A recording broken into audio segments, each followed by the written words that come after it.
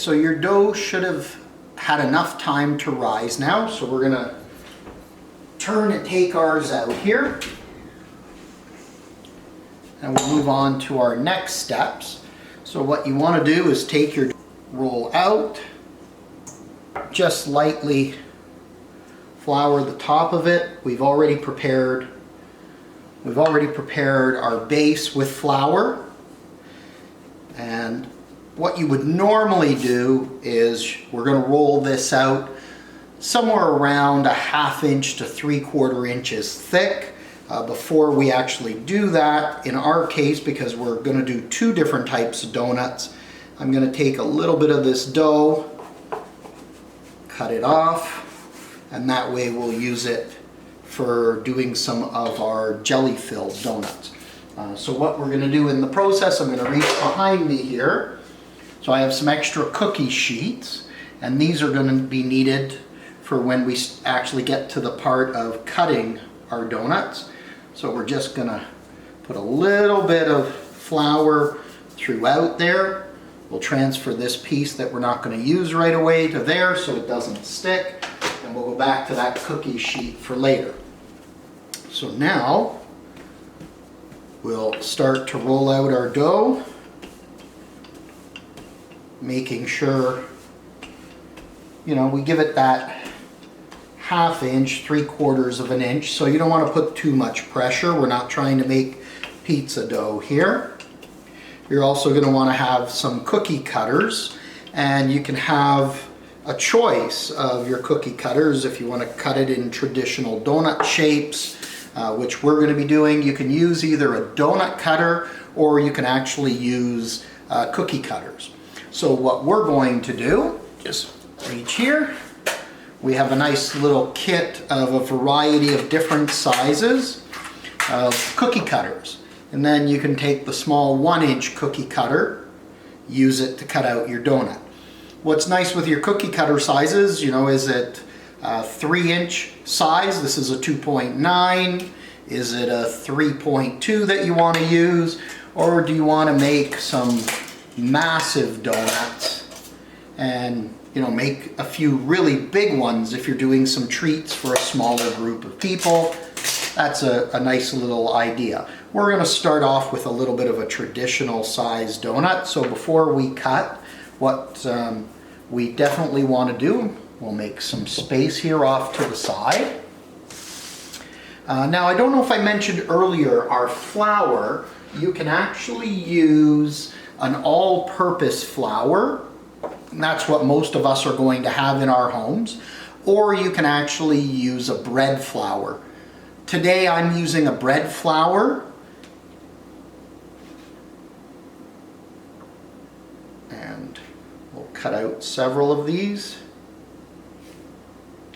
Now once we've cut our donuts, you can actually take any remaining dough and you could ball it up if you want to do donut holes. You could do several other things, put it all together. We could spread it out to make some additional donuts. So we'll start with these ones. Now I do like the stainless steel cookie cutters, and what we'll do is we'll cut some of our donut holes here. We'll set these aside.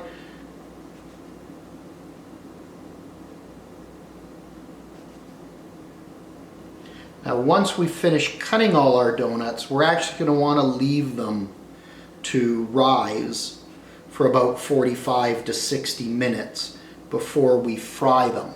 So that will actually give us some time to prep our pot, our oil, get it up to temperature, and be able to go on to that next phase. So to give you a little closer idea, that's what they're looking like. We'll put them down here where they will sit and then continue to rise.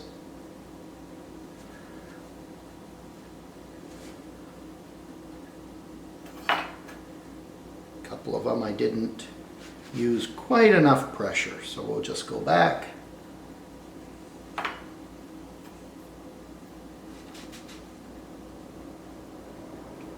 As I mentioned at the beginning of the video, this is actually the first time that I'm doing these donuts, and I wanted to do that on purpose so you can actually just see step by step how easy it is. And you know, there's been no practicing, no rehearsing. You'll actually have the benefit of having seen me go through and do these donuts prior to you actually cooking and making them if you like this recipe. So that we had earlier, we will just take a little bit of extra flour, make sure our surface stays coated nicely. And really, all I plan to do is take a piece, cut it off, and let's work it into a ball.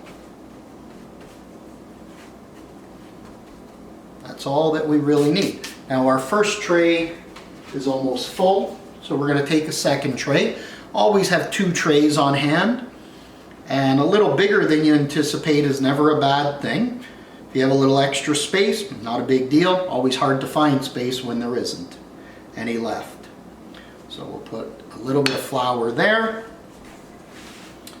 Set that down crosswise on top, and what you're really doing is just trying to make some small dough balls for our jelly-filled donuts. And you can decide how big or small you want, but remember, you know, you are going to put some jelly, or it might be Nutella in there. You can use custard cream. You could also use whipped cream if you like. So what we're going to do is, we won't actually get into the filling of the jelly donuts on this video. We'll do a separate video for that, but we will take you through the cooking of the balls as well as the traditional donuts on this video. We've made a few of those. What we'll do is now you want to cover those cookie sheets with a clean towel, a kitchen towel.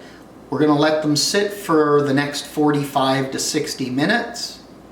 We'll prep our oil, get it up to temperature before that time, and we'll bring you back and show you what it's like to fry up the donuts.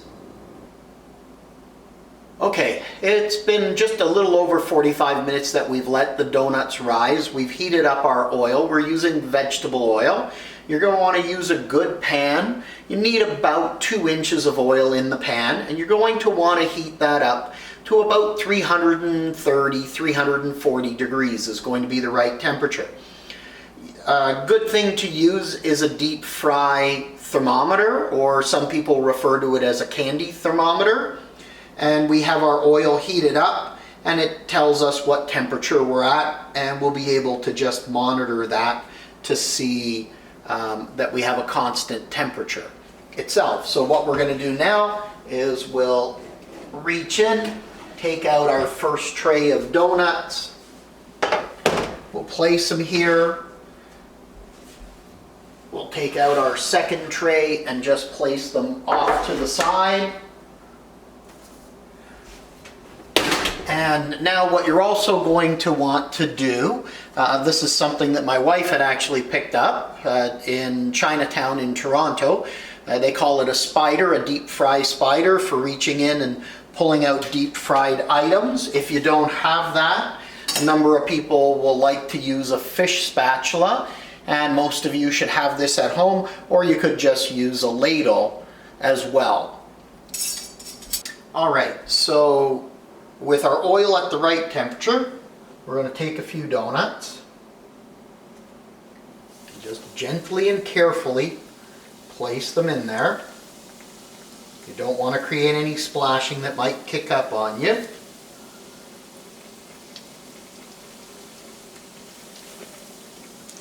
And this pan is big enough that you can put several donuts in. You don't want them touching each other ideally. You want to have some space so that you'll be able to flip them over, and you don't want to have too many donuts that you're trying to race around and keep control of them. They're going to need, you know, approximately a minute on each side to fry up, so you want to keep a little eye on how they're cooking. And then you'll turn them over, and as I mentioned earlier, set them on the rack. So we're going to take one of these, we're going to just turn it over now, and start turning each of these over as in the order that we put them in. Alright, so we've finished frying up all our donuts. This is what our finished product looks like. They should be very light, very airy. We've actually prepped our glazing as well, which I'll put that part of the recipe in with the instructions just below the video. But I've also prepped a couple of other items. So we've prepped our glazing. I have some icing sugar or confectioner's sugar available if you'd like to sprinkle it on top. You could melt some chocolate to dip them in chocolate as well, and we're going to use a little bit of Nutella to actually spread it out on top. So you want to make sure your glazing isn't too thin or too thick. That way it'll be just right. You do want to have, sorry, a little distracted there. You do want to have a cookie sheet with a cooling rack next to you, and then basically all that we're going to do is take a donut, dip it in our glazing, and I'm going to do both sides. You could roll it around if you like, but to give you an idea, that's what it looks like. Then we're going to want to put these down, let them set and sit for about 20 minutes approximately. And then they'll be ready to eat.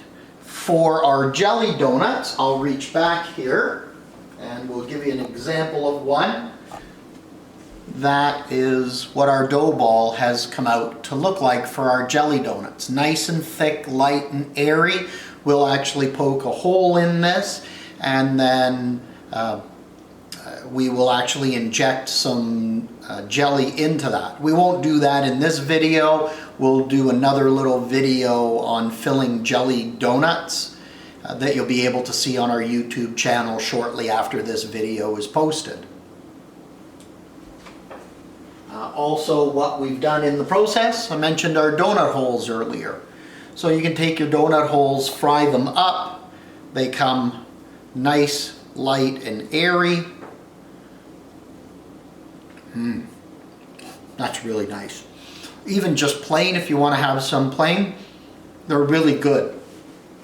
So if you like some of our Canadian donuts out there, and everybody knows which franchises will be taught, which I'm hinting at, and you tend to stop by with the kids on a regular basis, I think you'll have, wow, this is really nice. You'll have a nice winner on your hands.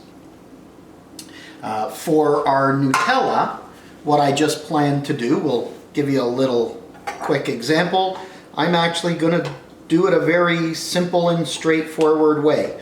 Take the Nutella, give it a few twists inside, get it really nice and workable in the jar itself. Take out a decent spoonful, grab one of our donuts, and nothing too complicated about it. We're just going to take that, spread it about. If you really wanted to get fancy, you could heat up the Nutella a little bit and basically do the same thing, dip your donut in it. But as you can see, even just spreading it out looks really good. I would set that down as well, let it cool a little bit more. The advantage, the donuts are not hot. They have cooled somewhat, but they're just warm enough as you spread that Nutella around and let it sit a little bit. It just kind of molds itself in to the donut. And you can decide, is it just a little bit of Nutella that you like or a lot? And then of course, if you really wanted to get adventurous, I'll grab a little plate behind us just to do one demonstration.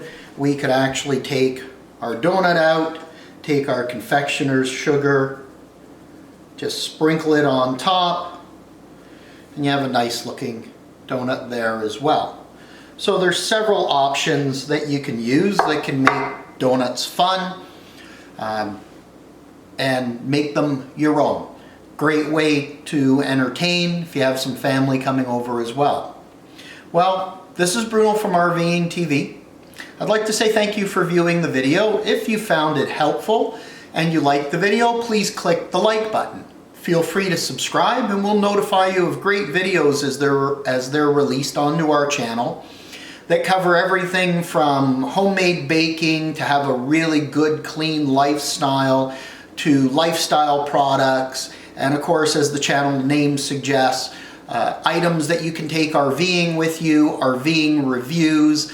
Watch for the near future, we'll have some test drives coming up of some great RVs, and just overall ways to improve your lifestyle. Go!